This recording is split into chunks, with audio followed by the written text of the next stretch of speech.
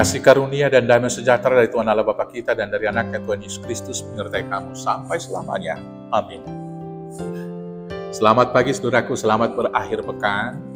Dengarkan firman Tuhan hari ini yang menuntun hidup kita dari Mazmur 62 ayat 9. Demikian firman-Nya.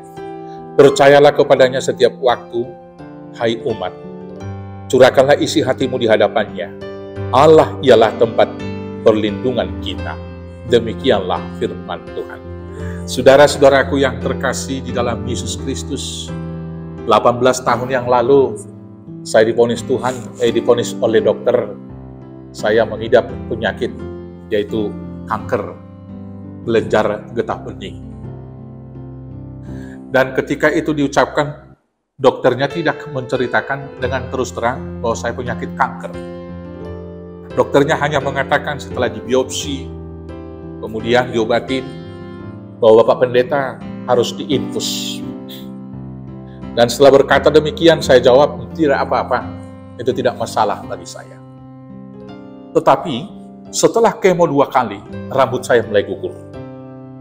Dan kemo ketiga, semua rambut, bahkan alis mata saya, habis rontok semuanya. Maka mulailah saya bertanya kepada istri, apa penyakit saya?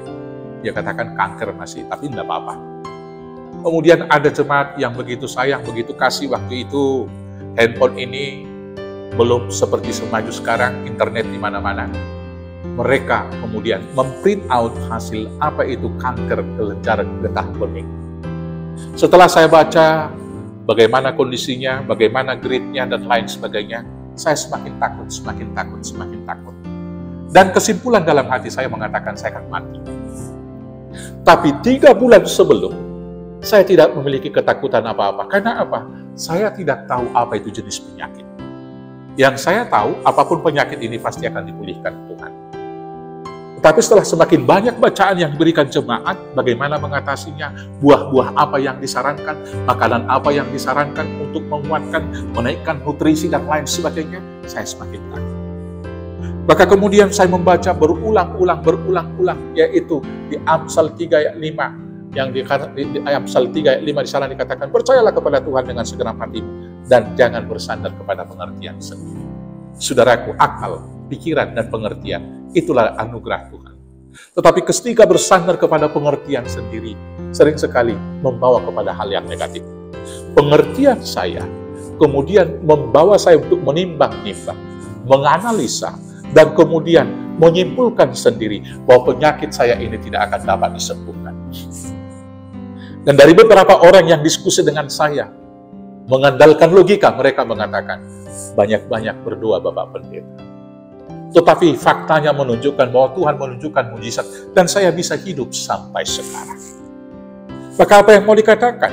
Seberat apapun penyakit, rupanya itu tidak lebih besar daripada Tuhan. Seperti khotbah yang saya sampaikan kemarin. Kalau saya fokus dengan penyakit itu menjadi monster. Tetapi kalau saya fokus dengan Tuhan, maka kuasa Tuhan semakin nyata dalam kehidupan saya. Demikianlah Mazmur mengajar kepada kita saat ini mengatakan, percayalah kepadanya setiap waktu. Percaya itu berarti yakin. Percaya itu berarti menyerahkan, memasrahkan hidup sesungguhnya hanya kepada Tuhan. Saudaraku yang terkasih, apapun penyakitmu, apapun persoalanmu, percaya saja kepada Tuhan. Dalam 1 Petrus 5 ayat 7 di sana dikatakan, percayalah kepada Tuhan dengan segenap hatimu dan jangan bersandar kepada pengertianmu sendiri. Atau di sana dikatakan, serahkanlah seluruh kekhawatiranmu, maka Dia yang akan memelihara kamu.